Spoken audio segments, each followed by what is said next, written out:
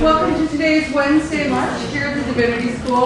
I'm Karen Wyatt, I'm the Director of Communications here, and I organized this overall series, so welcome today. As you know, it's a special lunch with the craft of teaching, and I'm going to turn it over to Caroline in a minute. But before I do that, I want to thank our student chef and crew who cooked this meal from scratch for today. Woo!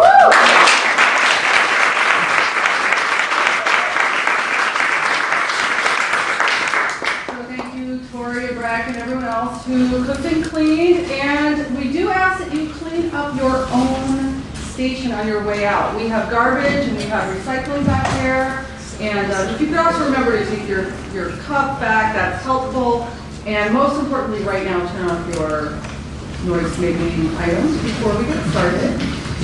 I want to let you know that next week there is not going to be a regular Wednesday lunch. The week after that will be May 1st, and May 1st is our quarterly Dean's Forum, which engages faculty to speak with each other about a recent work. That's going to feature Professors Kitwit and Robinson, so please sign up in advance. But again, don't come here next Wednesday. You won't be here. You'll just end up going downstairs to the coffee shop and spending the money there, which is also good. So let me turn this over to Caroline. She's the Associate Director of our Craft of Teaching program here. She's a soon-to-be PhD candidate in religious studies, and she's going to be a research teacher. So thank you, Caroline. Thank you. Thank you all for being here today, and thank you to our speaker, Professor Price, for preparing some insights for us about teaching in religious studies.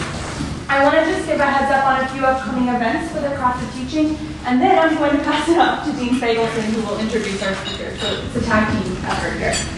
May 3rd, we're having a Craft of Teaching event hosted by Kelly Gardner, who's a PhD candidate, and she teaches here at UChicago and also at Loyola. We'll be discussing issues of gender, both in the process of teaching, but also in the content of teaching. That's May 3rd at 1 p.m. You will need to RSVP for lunch if you're interested in that. And then we have 3 upcoming events that are focused on professional development, especially professional development in the academy. So one is a CV workshop, which is backed by popular demand.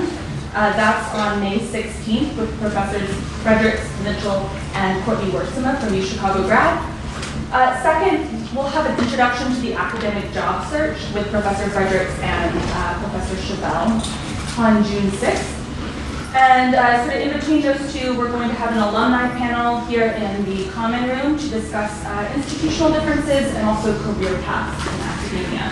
That will be May 29th. And following that event, we'll have an opportunity to do micro-teaching workshops with those alumni. So if you're interested in that, give us a shout. Now, Dean Fagelson. Great, I'll go over here. Thanks everybody, welcome. Also, while we're doing good and welfare, I just have an announcement for there are a couple faculty and also some doctoral students in the room. Monday was the deadline to apply for various fellowships, among them the Marty Junior Fellowship. Because we have extended funding to our 6th year and have made dissertation completion grants available, in predictable fashion, the number of applicants for the Marty Junior Fellowship was low this year. And so we're going to extend the deadline for that fellowship, and any students who will be doctoral candidates by the time that program would start in the fall are eligible to apply. So we'll be sending out a message about that. But if you are now or would be a candidate, really encourage you. The seminar itself is really worth it. You also get to say you were Marty Junior Fellow on your CV, etc. And right now, the odds of getting in are really good. So, so if you have more questions, we'll be sending something out. Please great. So, it is my distinct pleasure to introduce Joe Price. Joe who was honored yesterday as our alumnus of the year, which is Divinity School's highest honor for its alumni. Joe's a 1982 alum of the PhD program in Theology. He is Professor Emeritus in the Department of Religious Studies and co-director for the Institute of Baseball Studies at Whittier College. And as a lifelong devoted Detroit Tigers fan and general baseball fan, I've been psyched about this visit for months. Since graduating, Joe has mentored generations of students and colleagues, has been a pastor, has chaired innumerable committees, is a prolific writer and has taken a scholarly lens to pop culture and sports, especially baseball. Joe co-founded the Institute for Baseball Studies at Whittier, wrote 10 books on subjects from Christian theology, the evolution and expansion of Islam, Paul Tillich, the national anthem, and the theology of Langdon Gilkey. He has written over 70 essays and more than 80 book reviews, book notes, and prefaces for Journal of Religion, Journal of the American Academy of Religion, Journal of Scientific Study of Religion, Religious Studies Review, and then the Christian Century Christians, a critical review of books in religion, 9, baseball history, Arete, the Journal of the Sports Literature Association, and the Los Angeles Times, to name a few. He has also been editor or on the editorial board for Mercer University Press, International Journal of Sports and Religion, Journal of the American Academy of Religion, and Religious Studies Review. He's also published 6 poems. So if you have any interest in publishing, especially about baseball, or anything heavy about religion, you should speak with Joe. Perhaps most important, Joe was a student manager of Grounds of Being during his time here, and in 1993 penned an article for the Divinity School magazine Criterion called Prolegomena to Percolation. Prolegomena to Percolation. That's a hard word. Yeah. It just doesn't roll off the tongue, does it? Toward a theology of coffee and coffee shops. And avid volunteer, Joe previously headed the Divinity School's Alumni Council and is now an active member of the Baptist Theological Union Board of Trustees. Please welcome Joe Kelly.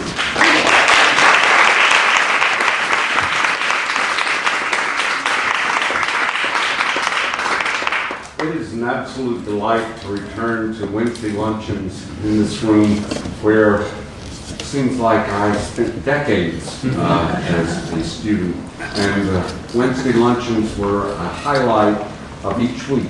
Okay, so I just adjusted the connection. We'll see if it comes back on. There we go.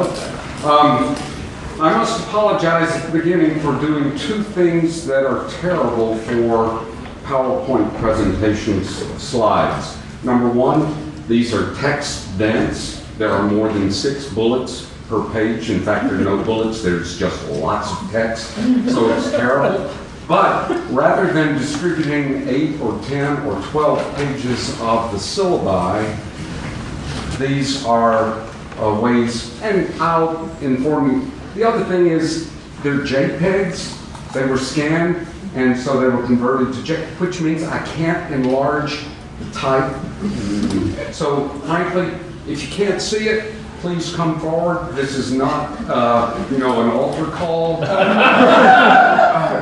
But I will try to make at least sense of the various images that might appear. When I went to Whittier College in 1982, I inherited the course, What is Religion? It was described in the college catalog as what kinds of questions are religious questions, what role does religion play in human life, examples from various religious traditions. 1 module, 2 credits. Doesn't that sound enticing? So I inherited the course, and graciously my predecessor ordered the single text that he had used for the course for me to be able to use in the first year. It was Frederick String's then earlier edition of Understanding Religious Life. Quickly, I recognized that I did not do well with teaching a textbook.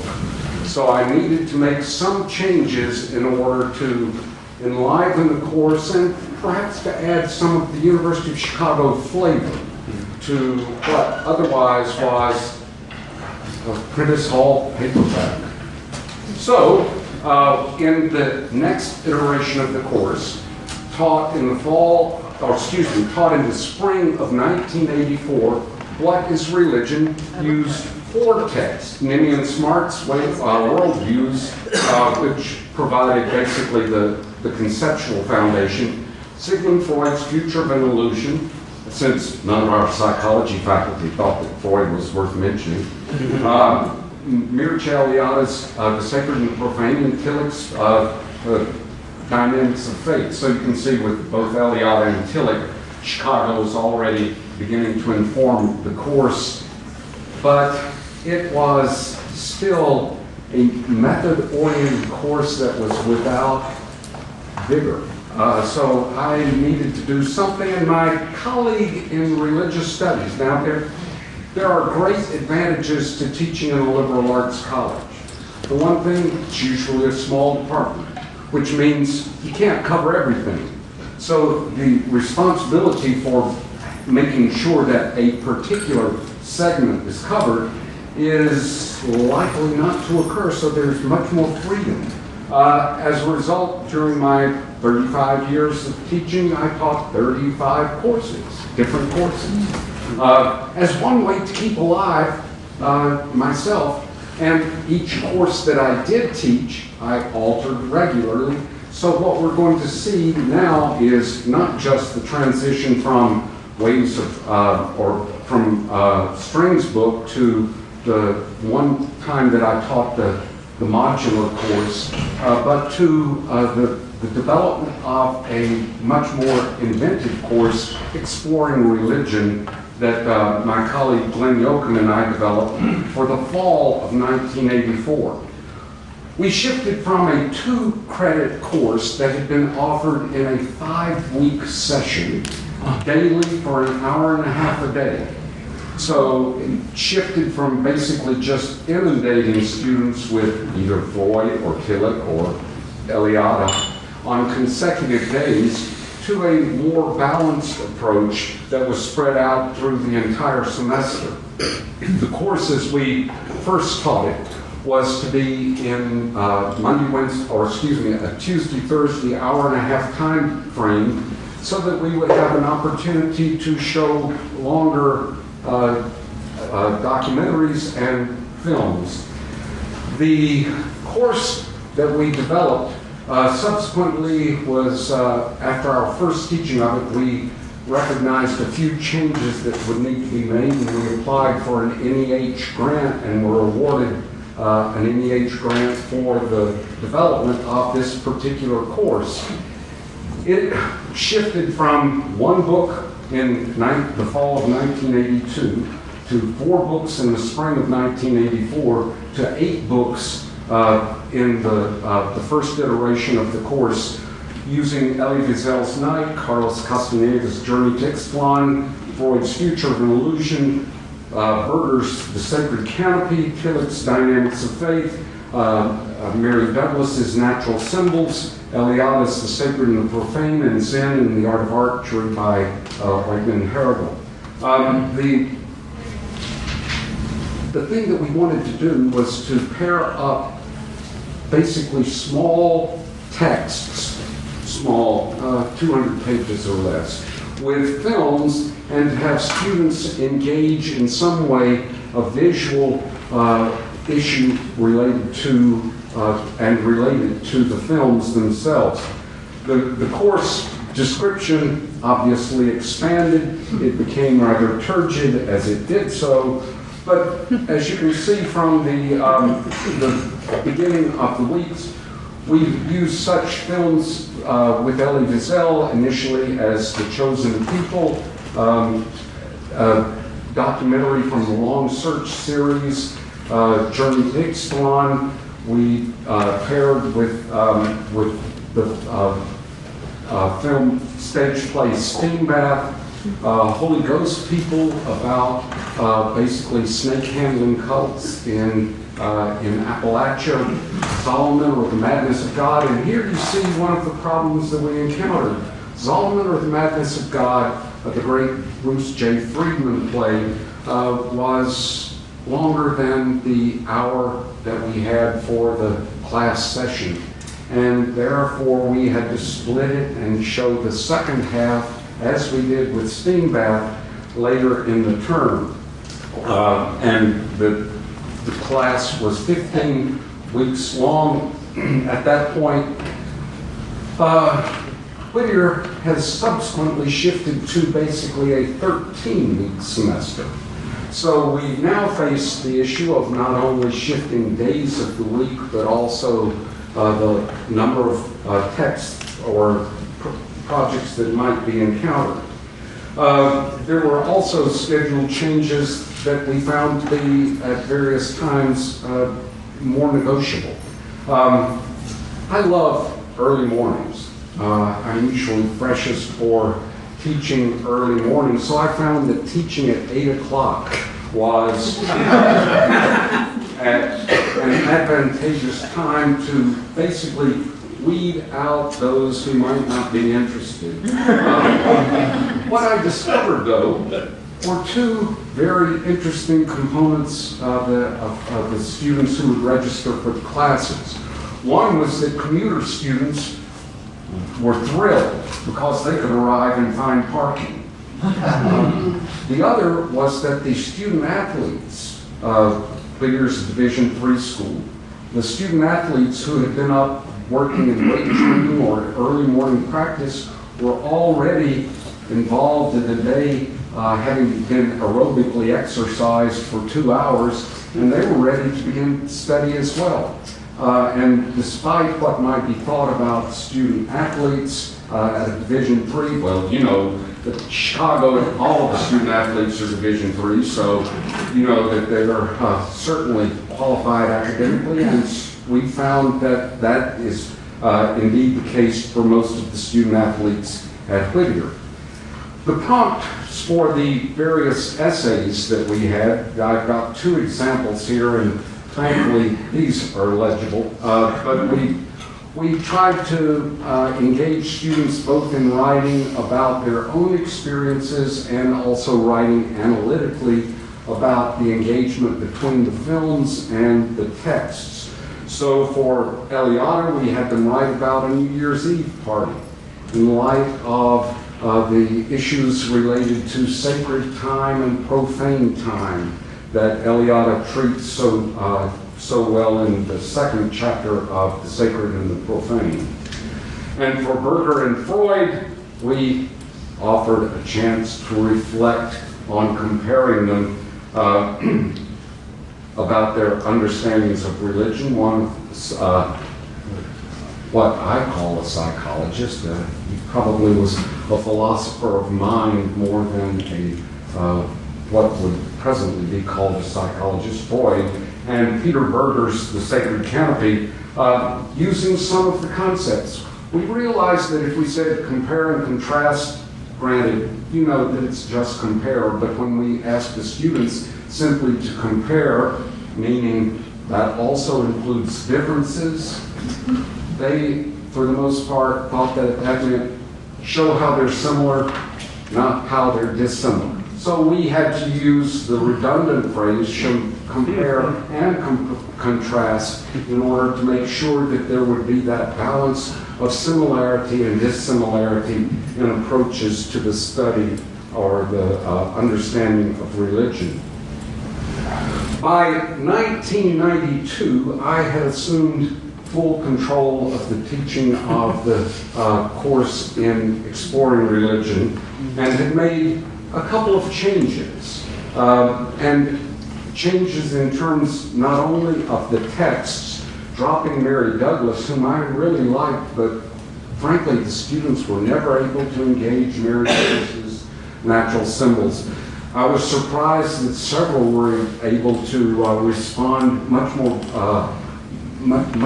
more excitedly to Peter Berger's The Sacred Canopy, which I had found to be much more turgid than Douglas. But I kept at that point Berger, as well as most of the others, inserting instead particularly Montserrat Fontes's novel, First Confession, about coming of age, two children coming of age in northern Mexico and facing their first communion, preparing for their first communion. So the structure of the course changed. Okay, first we'll get the 2 other prompts that are there. Reflecting on Tillich's use of, and comparing it or relating it to Steenbath, perhaps paying attention to how Tandy's understanding of truth and death related to Tillich's understanding of faith and doubt would be effective. And then also ending the semester with the issues about death and using the seventh seal as a prompt for students to engage any of the theoreticians involved. But the changes that were introduced in 1992 were primarily those of just trying to make changes in the texts, give a little more direction to the writing assignments. But by the time that the course had evolved to its last iteration in 2001, by then the organization had changed, the alignment of films had shifted, Douglas, of course, had been deleted, First Confession had been included, and so had Peter Bella's small book, Domestic Religion. The changes in organization were featured with, among other things, narrative expressions of religion or religious experience, where both Elie Wiesel's memoir, Night, provided an exploration, and Montserrat Fontes's novel that provided a different kind of approach, both about people or youngsters about the same age, very different contexts, very different approaches to faith and to religious expression. Psychological perspectives, by differentiating the narrative and the psychological, students were beginning to be able to follow the progress of the course much more effectively. And as you can see, perhaps even with the small type, the differentiation of the segments allowed the students to see the methodological approaches to religious studies that they could engage in other courses in our curriculum. Continuing with sociological perspectives, philosophical and theological perspectives, and then finally phenomenological perspectives. The course had become so disconnected with many of my students' preparedness and their willingness to do extended reading that the course began to fail. I loved the course, but frankly, I said, I'm not teaching it anymore. So we completely redesigned an intro course and made it much more field-oriented so that students could engage the LA area and religious communities throughout the LA area in a much more expansive way, without it being, if it's Tuesday, it must be Buddhism approach. I taught that course for 10 years, and I got bored with it. So I went back to the drawing board thinking about the kind of pedagogy that had been so invigorating when exploring religion had first been developed. So in 2012, I reconceived it completely, but utilizing the same text, film approach, and you'll perhaps see that some of the films I retained, one of them being The Seventh Seal. Now then, I'll admit that ending the course, as I finally developed the last iteration of the course, ending the course with The Seventh Seal and with Elie Wiesel's memoir, Night, is not really a productive way to get good course evaluation. When you end with death just before final exam, it tends to dull the students' enthusiasm about their engagement throughout the semester. But frankly, I have the security of being an old guy who was nearing retirement. So if students dissed the course, or if it came to the dean's attention that, students weren't excited about the course, all the dean was interested in was the class full? Yes, it was full every time that I offered, even thereafter. So that the dean was not as concerned about whether or not the course evaluations were glowing like I thought that they should be. Nonetheless, I don't recommend ending a course with death just before final exam. I redeveloped the course in terms of themes. So journey became the first theme, and I talked about how we would take a journey through the course, and we would take the students would be on a journey through their undergraduate studies, and of course they had themselves at some point been on a journey, even if only coming 6 miles from their home to campus, so that all had been on some kind of journey. And there's a fabulous book published by the University of Chicago Press, Rudolph's book, Pilgrimage to the End of the World, about the journey of Santiago de Compostela there in Spain and France, and paired that with an absolutely puzzling film, Le Grand Voyage, a French-Moroccan film that is about a Muslim pilgrimage from France via car to Mecca for pilgrimage.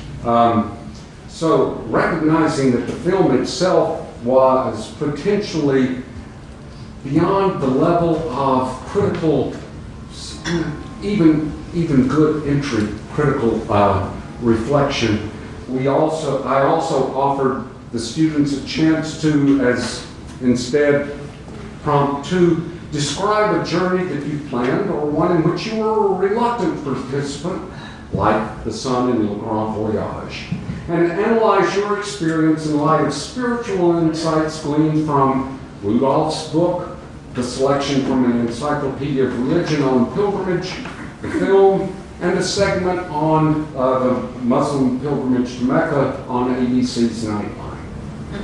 So students were given a chance initially to write about their experience on a journey in a way that might help them to reflect about its religious significance. The second of the segments was identified as space and time, and again I retained Eliadis, the Sacred and the Profane, and paired it with a John Badham film from 1998, I believe, The Emerald Forest, which is a fabulous film about two Amazonian peoples and their different worldviews, encountering first world explorer, basically. It ends with typical Hollywood violence at the end, so, you know, it's not the best, but it does bring the possibilities not only of reflecting on space and worldview and time, which were conceptions of the fierce people and the invisible people in the Emerald Forest, but also about the possibility of thinking about nature, because Eliada's third chapter is on basically the sacred and profane approaches to nature. So the prompts for the students were multiple in ways that they might reflect on either space or time or nature and the worldviews of the various peoples. The third section was rites of passage, which utilized Montserrat Fontes's wonderful book, novel, First Confession, and we paired it with, of course, the popular film Stand By Me, both about rites of passage and transitions, as well as about bonding in communities. It worked okay. The section on community utilized Reynolds' wonderful novel, The Rapture of Canaan, which is about the establishment of and the life of a fundamentalist sect somewhere, probably in North Carolina, East Tennessee, or Virginia. The space is never fully identified, but Sherry Reynolds not the one with the puppets, but the author of the Rapture of Canaan, had a wonderful way of juxtaposing the community of faith in the Rapture of Canaan with the community of faith outside of that isolated or sectarian community. And with that, paired it with the Ford film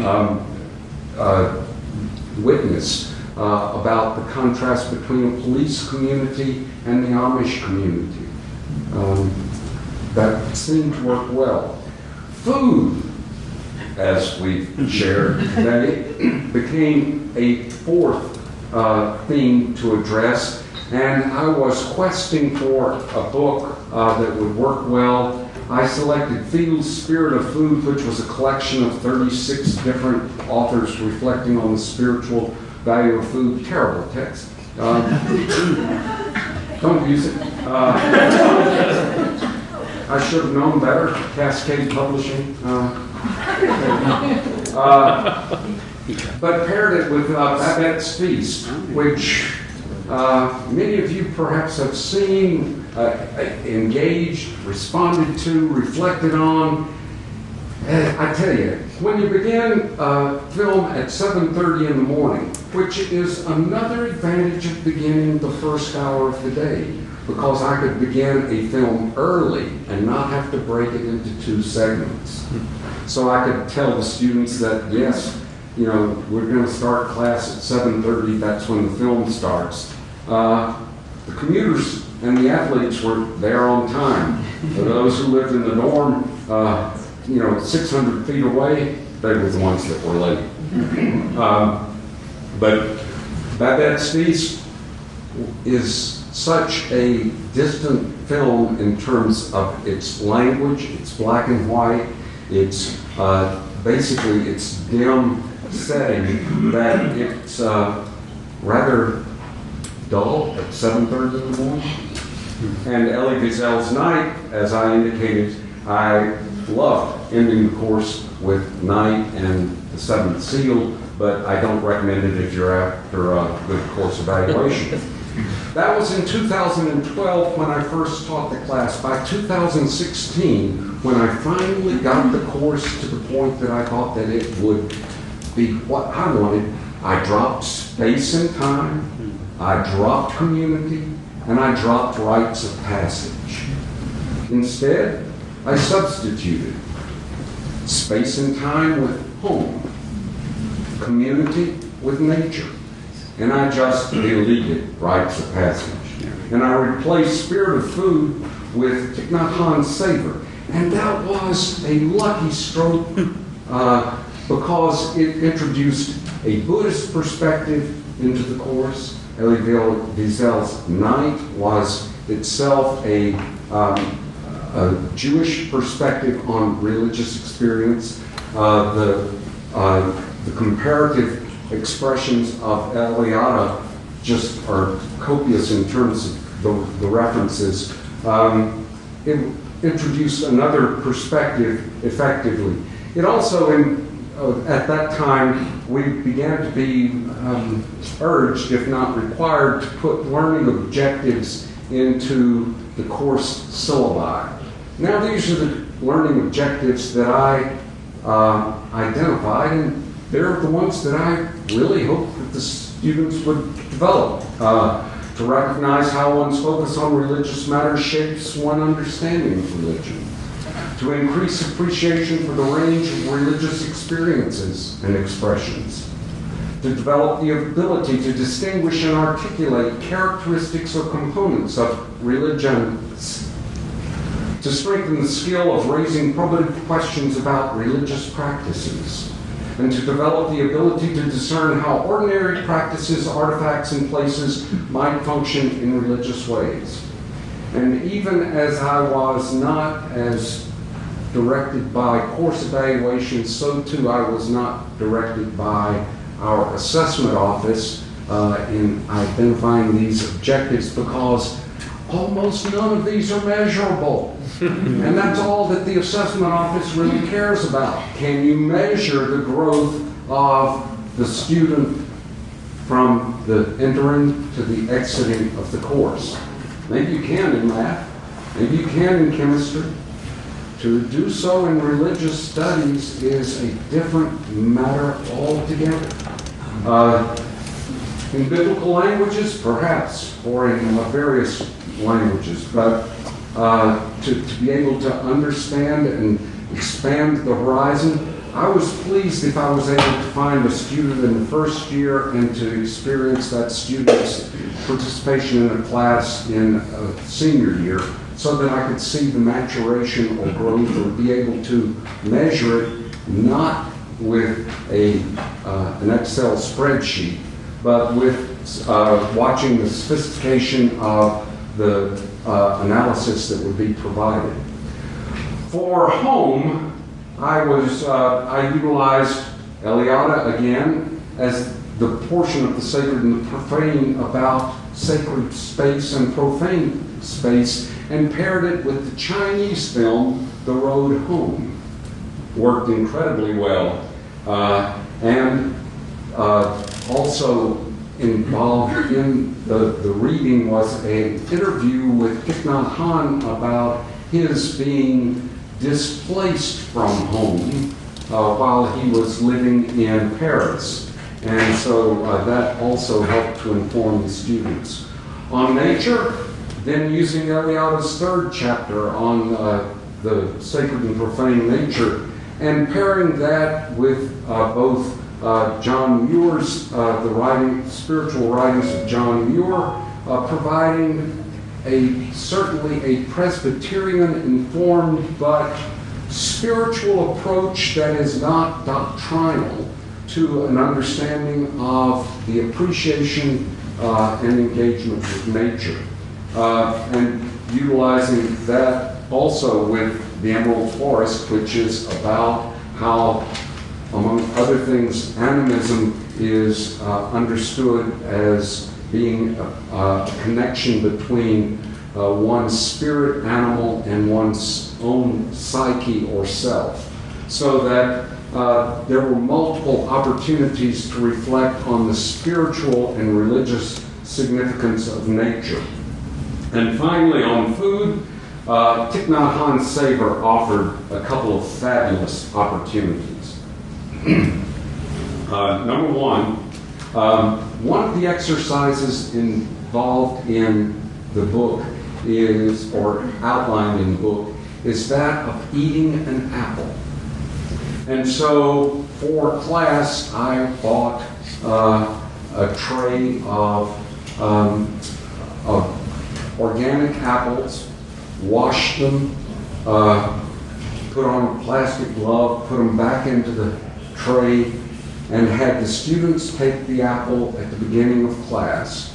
And it required, in the directed exercise that Thich Nhat Hanh identifies, it required about 20 minutes of being able to look at the apple, to smell the apple, to think about where the apple had grown, about who had then picked it, who had transported it, where it had been then transported from the market by me to the class, how it had appeared in the tray before.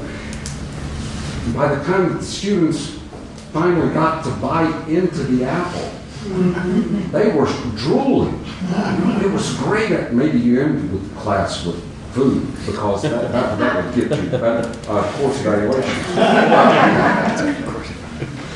And the food also allowed for me to, in teaching it during the fall semester, I aligned the food section of the course with Thanksgiving, so that students would have to reflect on their Thanksgiving meal as a spiritual or religious exercise, and that if Aunt Minnie had one dish that always was a part of the Thanksgiving meal, they needed to provide the recipe for that, so that we could basically compile a class recipe of the spiritual foods of the families in the class.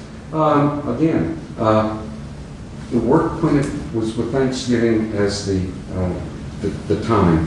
And finally, the design of the class in its final iteration helped to hook students into taking my course on film and religion, helped to hook students into taking the course on pilgrimage, the one on ecology and religion, so that although the students were not really aware at the beginning that that's what the course was going to be able to accomplish, it effectively was able to make those connections for them.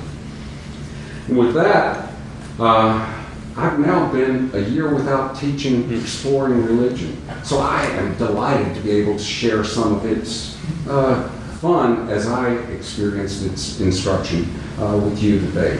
And I'll be glad to answer questions, or if you have desire for a copy of the final syllabus in readable form, I'll be glad to zap it to you via email, jprice@whittier.edu.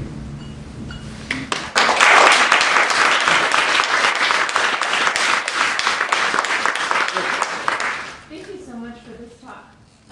I had a question about the films. We had someone come and talk to us a bit about teaching with films, and one of the things that we were sort of discussing as the group was how you lead a discussion about a film when you're working with students who maybe haven't had any kind of like film studies or literary analysis kind of class. And I guess this would also be, how do you teach students to like watch a film in preparation for analyzing it? Great question. Barbara DiConcini, in an issue of JAAR, has an article on basically how to watch a film. And she's religious, former president, executive director of the AAR. So she, and also an art historian herself. Fabulous short way to identify film as text. And so I highly recommend, and I often use that, posting it as one of the readings on our, where Moodle is identified. I'm not sure what your course management operating system might be, but that's ours. And so those are readings that are on the course, internal course page on the college's course management system. Yes? It seemed, at least at the beginning, you had about 5, maybe 6 essays that you had students do over the course. And when I'm adjuncting the service course, I often have like 32 students, right? Which becomes a lot of reading and a lot of particularly grading. So I'd be curious, how did you sort of manage the sort of grading load? Did you have a sort of lower number of students? Did you set sort of page limits? Yes, I usually set page limits. I indicated that 1,200 words was a target, and if students exceeded it, that was fine. If students wanted to, I long ago went away from pages because students would submit 14 point with 3-inch margins. Best thing about retirement, well, not the best thing, but other than, let's see, no papers to grade and no committee meetings to attend. Retirement is glorious. In terms of the grading, the class averaged 26 students over the years. So, yes, it was grading heavy, and what it meant was that I felt guilty every time I watched a sporting event because I was not grading. So now in retirement, I can watch the sporting events without the guilt of neglecting the grading that's piled up. But my wife will tell you that the way that I did it was I'd get up at 4 o'clock in the morning to grade for 2 to 3 hours before going to class at 8. And yes, it meant I was sleep deprived, and I'm still in recovery from all this sleep deprivation over the years. But there was no grader. I did the grading, and I thought that it was my responsibility to give as thorough feedback on their writing as it was about their mastery of analysis and understanding of religion. In hindsight, do you think that there are any ways in which you can still maintain your objectives, but reduce the sort of sleep debt that you've now incurred? There's all this talk about the flipped classrooms and all that, but I'd just be curious if, looking backwards. Yeah, most of the best ideas I got, most of the best ideas I got about teaching came from my wife, who was an elementary school teacher for as long as I was at Whittier. On one occasion, she indicated she had read that the greatest understanding that occurred from an exam or an essay was by the grader, not the writer.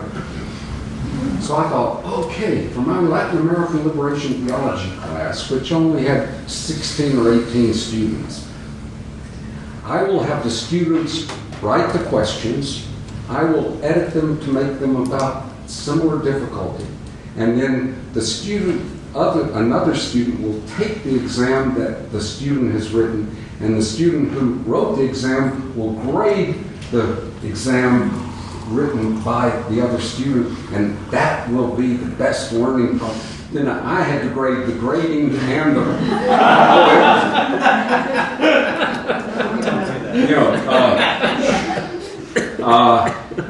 remarkable exercise. It might work for 5 or 6 students. I don't recommend it for more, but it reoriented my way of understanding who was learning the most from exams or essays.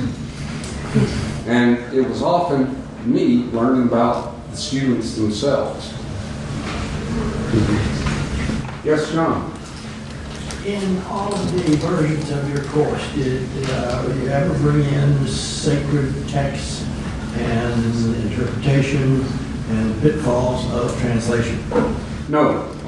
The nearest thing to sacred text was references to particular biblical passages in John Muir's spiritual writings. Other than that, in Dynamics of Faith, Tillich doesn't use biblical texts as a grounding for his orientation. So, no, I was not using spiritual texts from any tradition. Although I would claim Thich Nhat Hanh's Food was a beautiful example of a Buddhist spiritual text. Yes? I'm curious to hear if you noticed over the span of time that you taught this course that the assumptions of the students about what religion is, about what it was they would be studying, changed at all with that time. Once the course got a reputation, it was fairly clear that it was not going to be about, if it's Tuesday, it must be Buddhism. They were not getting the Survey of Traditions course, and we had 2 courses, one on monotheistic traditions and one on monistic pluralistic traditions. And so at the opening class session, I would identify that those courses were available to the students who wanted to explore basically a taste of a religious tradition in that kind of directed way. But this course was very different, and some students decided it was too early in the morning. Some decided it was not exactly what they expected, and some said, we've got to read that many books and write that many papers. So it was a self-selecting process, but again, the average enrollment over the years that I taught it was 25 to 26. And 25 was the course limit for a single course of this kind in normal circumstances. Well, were you asking that question, or were you asking the question about? Here's the question I wanted you to ask, and I'm going to say answer, which was more about like the culture out of which students were coming. Did the worldview they brought in shift vis-a-vis what they thought religion was over that time? Not religion, but text. It shifted from an essay or a book to 140 characters. Seriously, yeah, I mean, if the essay prompt is longer than a tweet, is it going to be able to be comprehensible? So the preparedness of students to do sustained reading was probably the greatest shift in the preparation of my students over the course of my career. And it's reflected in the fact that I shifted from 8 books to 5. And that was almost always too much for the students to be able to manage within the time frame that we had. Yes? Thank you for this. I was wondering if you could speak a little bit more about your use of non-traditional writing assignments and the relative merits of doing something much more creative as opposed to like a thesis-driven research paper. It sounds like you've shone away from that larger research project. And if you could speak to maybe why you do that.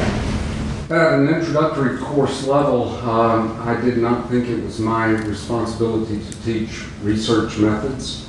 If I could teach critical thinking, I was making a step in the right direction. In addition, the writing assignments, the one on Journey, I also, once we started using Rudolph's Pilgrimage to the End of the World, I got a map of the Camino in Spain, digitized it, pointed out the various sites along the way, and if a student wanted to write a first-person fictional narrative about the journey between 2 of those sites, it would require them to do some research, and in those cases, students would ask where. First thing they did was Google. And so finding some of the information about hostels along the way, about meals that would be found, about whether or not going through Pamplona during running of the bulls was going to be a part of the experience. So the more I could connect the understanding that religious behavior, or the analysis of behavior could be that of religious studies analysis in using various methods. The more that I could connect that with their daily experience, the greater the likelihood would be that they would come to a new understanding of what religion is, rather than associating with what their grandmothers hoped they would do. Can I ask a quick follow-up to that? Well, 2 quick follow-ups. One, how do you grade fairly across the different sort of creative articulations of the project you assign? And 2, do you find yourself in conflict with the administration at all when you do this, given that they sort of expect that your students are being trained how to write, and that entails a certain sort of image, or that involves a certain understanding what good writing is, good research writing or external writing is? Yes, it's always difficult to gauge whether or not a student's creative expression is comparable to a B paper in a comparison essay of analysis. And I fret over whether or not it's fair. And very few students complained about my grading, even though I had a reputation of being a fairly tough grader. So grading wasn't the issue as much as being able to stimulate and respond. because when I would respond to creative expressions, I was thorough in the marginal responses and a final comment on the papers as a way of doing so. I got some fabulous essays of creative expressions and some that were occasionally media generated, which made the evaluation much more difficult. The favorite course I ever taught was a course on modern doubt, where I tried to create doubt while having the students understand or analyze doubt. So I didn't distribute a syllabus. I instead, here's the books that we're going to read, and I had cleared this with the dean and the registrar ahead of time. Here's the list of books that we're going to read. This is the sequence we'll read them in, and I'll tell you week to week where we're going to be, so that you can.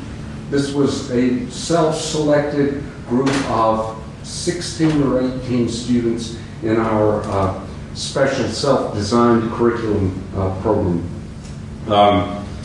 And we began reading Feuerbach, Nietzsche, Freud. We also read Tillich's Courage to Be, the novel Rogers version by John Updike.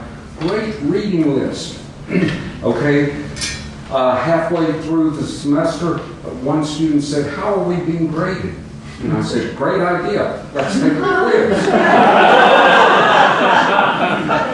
So I gave them a master's essay question to write as their quiz. And while they were writing the quiz, I went out and got a garbage can. And so at the end of the class, I called for the papers, and I put them in the garbage can, had the students walk outside with me, put it on the pavement, and lit them on fire.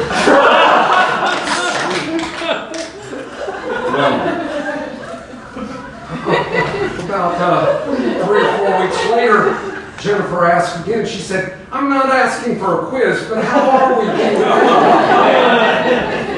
I said, "Jennifer, he's got these group journals that are part of the assignment." Then we didn't have course management system and online access, so there were hard notebooks in the library that the students were assigned to be a part of a small group and to respond to each other in terms of the prompts that were associated with the readings. I said, "We've got the journals and we've got time for the final exam." So we approached the final exam, and I told them it's going to be in the theater. And there we had it set up so that it was like, let's make a deal. And so you could take the question, and you could choose what was behind door number 1, 2, or 3. And behind door number 1 was a big F, or a D. Behind door number 2 was an exam from a different class, organic chemistry. One of the students freaked out so much she had OChem. She decided she was not able to deal with the anxiety. She took the OChem exam, went to the back, and started writing it. Okay. So,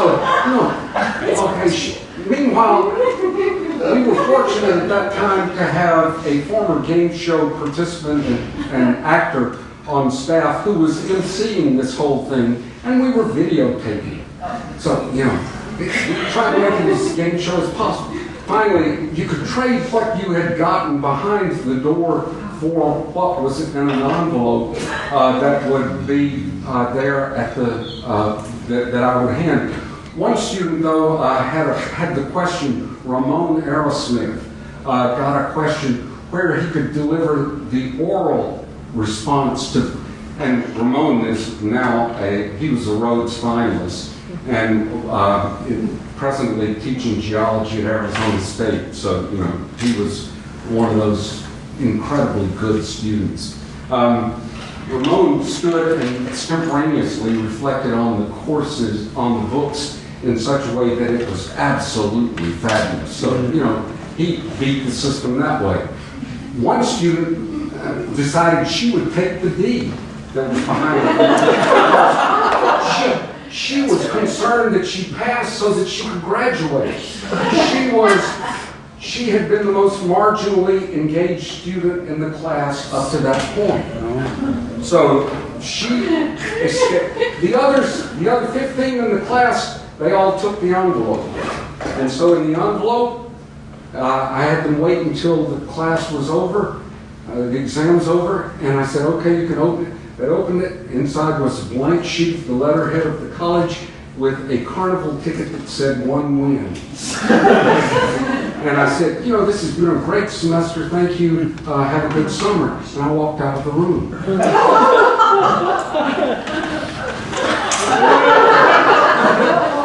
I waited a second. They're packing their backpack. I walked back in, and then I explained to them what they had been through and the kind of engagement that they had been able to achieve and how they were actually being graded, which was with a letter of evaluation.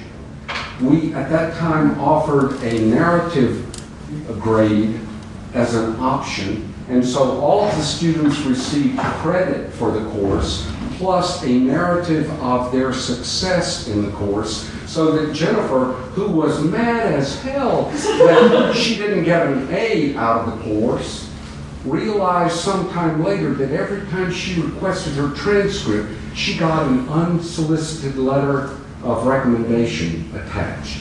So that was another of those terrible grading exercises. But at a liberal arts college, it's possible to do creative things and to have a wonderful career, even if it's not with the most prestigious graduates.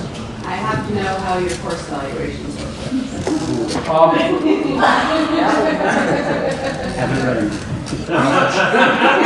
That was before we had standardized course evaluations, and so I used narrative ones that emphasize how students had found, which text students had found to be the most demanding, the most stimulating, so it was not oriented toward, I liked the course, or this course did this for me. It was a great learn from that. Yeah. It's a lot of fun. I have a question that is, I think follow up from the previous, the one from earlier, about the sort of shift to the Asian course design towards more first personal encounter of the students with the text in relation to their own experience, more or less. Yeah. I see that both reflected in the assessments and the structure and the categorization and changing that.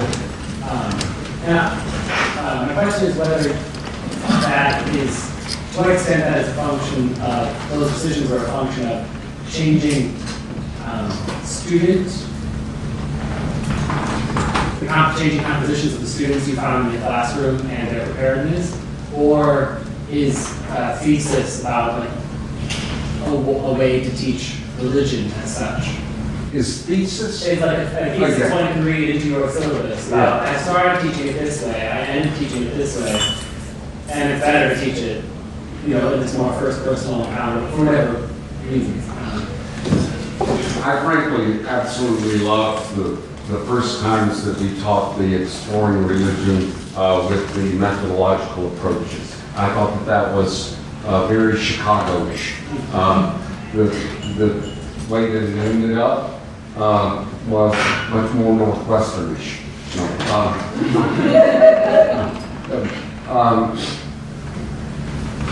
It reflected the shift in students. It also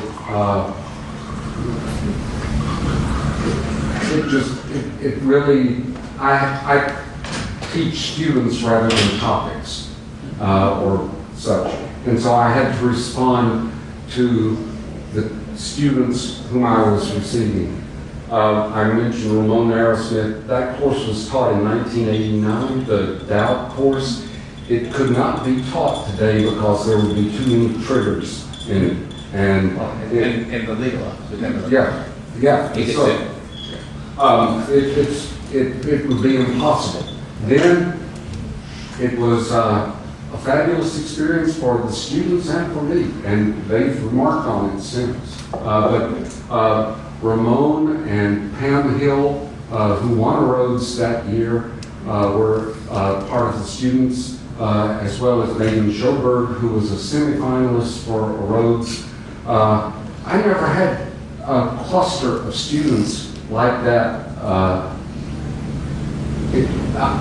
One other time in one other course I had such a close, well-prepared students, but over the years, the writing preparation that students brought to the class, their writing skills consistently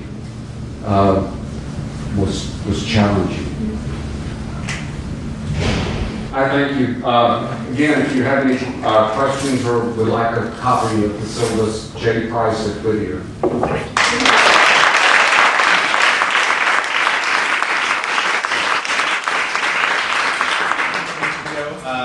Just a reminder, there's no Wednesday lunch next week, and happy and meaningful holidays, whatever ones you may be celebrating next week, or observing, and so we'll see you back here in 2 weeks for the Dean's Forum. Thank you very much. And then please put your plates